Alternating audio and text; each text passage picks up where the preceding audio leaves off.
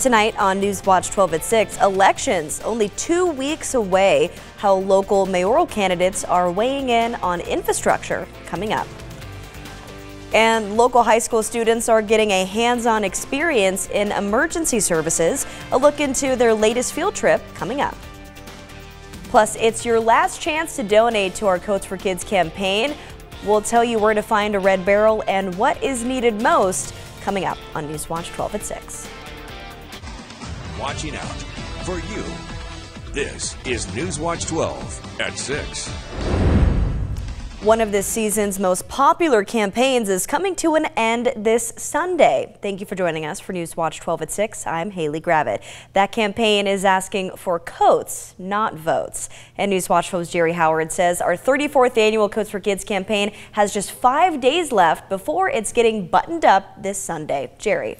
Yeah, Haley, this year's donation of coats and money get folded into the history of Coats for Kids. When they do, they'll join 150,000 warm winter coats like these that you, our viewers, have given for 34 years to children needing them, such as this 3T. We could use 3Ts and 2Ts. We are collecting coats to get them cleaned and delivered to kids in Jackson, Josephine, and Klamath counties. And that's where we have 56 red Coats for Kids donation barrels at our partner locations. And you can see the barrel right there in the video. And they're ready for donations of new and gently used coats like Bob was doing there. Windermere and Remax Realtors gather the coats, Southern Oregon Linen in White City and the Laundry Center in Klamath Falls clean them. Then in Jackson County, Windermere staff take them to schools and Head Starts. In Josephine County, Boys and Girls Clubs of Rogue Valley shared the coats. In Klamath County, Klamath Head Start and Integral Youth Services distribute hundreds of warm winter coats to children and youth needing them. Now, we are taking your donations through this Sunday at our red barrels like we have one here in the studio and online at kdrv.com. You can go there to see a list of our barrel locations, our mailing address for donations by check, or you can just donate online at kdrv.com. And most of all, we thank you for the success of our Coats for Kids campaign. Haley?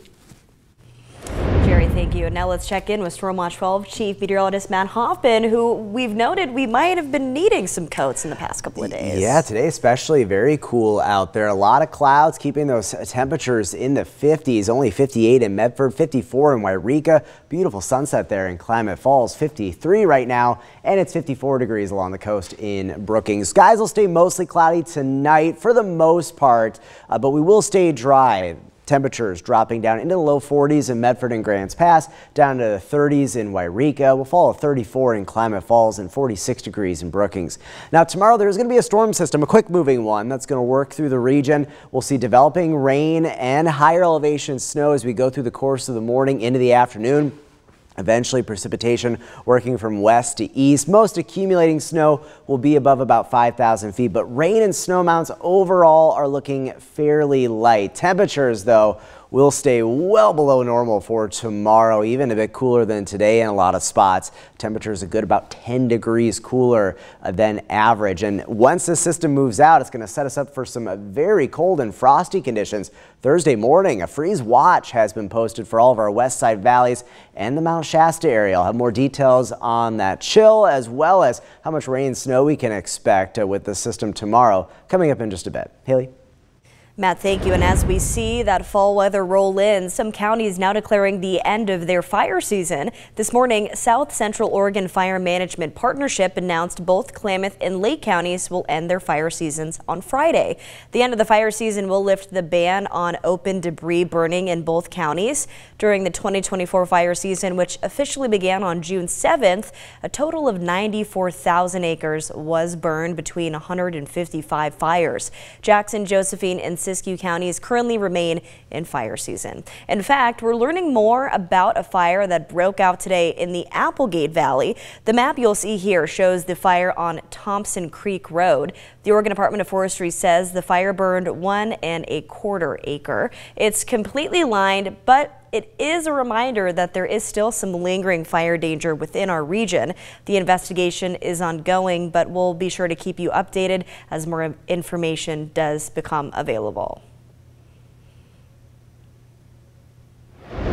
And today, a group of Phoenix High School students took a field trip to the new Phoenix Fire Station. The students are a part of an emergency service class, a course that offers the chance to explore careers in emergency response. Mrs. Campbell says that the still developing class has been successful and inspiring to the next generation of first responders. We're working with the fire service this week to give the students a bunch of hands-on experiences to have experience in what it's like to be in the fire service. So to get hands-on with ladders and hoses, putting turnouts on, getting a little bit of the history of it all, and then finding out maybe if that's an interest for them. The class also works with organizations including Mercy Flights to show students what it's like to have a career in a variety of different emergency services jobs. And the Grants Pass School District has started on a new accessible playground. That new playground will be for the district's inclusive preschool program. They started the free preschool program this year, and they expect that this playground will be available to preschoolers by the end of November. In your Voice Your Vote tonight, Medford is seeing big changes to its city staff this election year. Not only is there a new city manager, the city has openings for 4 council seats and the mayoral position. NewsWatch 12's lead column showing us how the 4 candidates for mayor are weighing in on the city's infrastructure. 2024 is an election year and the start of an effort to breathe new life into the city of Medford. The city's 2040 campaign is a hot-button issue among mayoral candidates, like Kurt Ankerberg, who calls the revitalization project a, quote, communist agenda on his website. Ankerberg is also against road diets and the city's new reduced speed areas. Instead, he wants to increase parking in the city and upgrade the fire station on Roberts Road. Michael Zarasinski previously served as the chair of Medford's Planning Commission. He's a civil engineer who has worked on projects like the East McAndrews Road extension, saying on his website it's become more of a challenge to fund city services. Clay Beerson, aiming to keep taxes low while improving public transit and refurbishing roads and bridges. Beerson striving for more accessibility in Medford, saying, quote, let's bring our taxes back from Salem and D.C. to address our community needs, end quote. Logan Leverett Vaughn's campaign doesn't mention infrastructure, but Vaughn saying he runs a profitable business without debt and can run the city the same way. Vaughn wants to implement, quote, simple fixes, like getting the needles out of parks, end quote. Medford's mayor is a 4-year volunteer position. For Your Voice, Your Vote, I'm Leaf Collum. Tonight, if you want to get to know the candidates for Medford Mayor and City Council, tonight is your chance to do so. The candidate forum will be at 7 p.m. at the Presbyterian Church on Holly Street. This event is being sponsored by the League of Women Voters. And we know Election Day only 2 weeks away now, so that means you have 2 weeks to brush up on your ballot. And our election page is officially up and running for you to do so. So you can head to our website to find all of the information you need to know about the upcoming local election and how you can be prepared to head to your polling place. We have in-depth looks into both Oregon and California's statewide measures and propositions. You can find a list of races for Jackson, Josephine, Klamath, Curry, Lake, and Siskiyou County.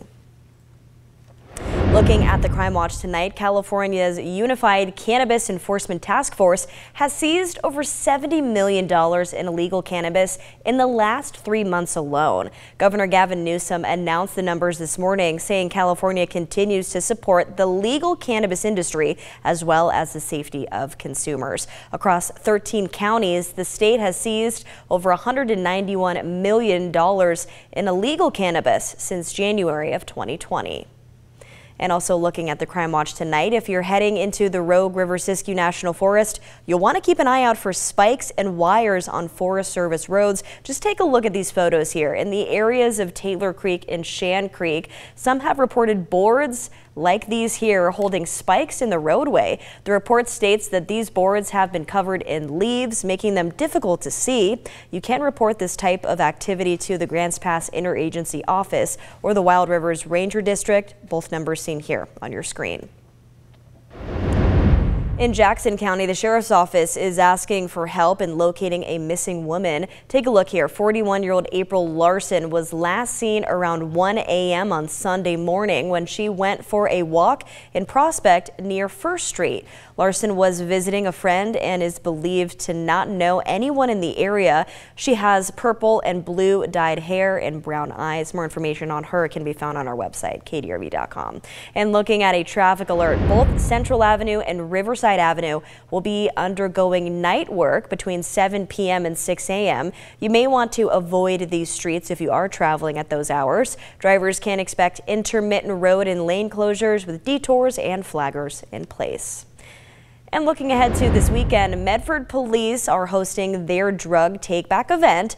This is a great opportunity to drop off any old or unwanted medications. You just need to make sure that any personal information is off of those bottles. The drop-off is between 10 a.m. and 2 p.m. on Saturday in the Medford City Hall parking lot. This is a free service, and MPD does want you to know that they are not having document shredding available this time around. MPD will also not accept illegal drugs, pressurized canisters, and vaping devices will only be accepted if they have removable batteries.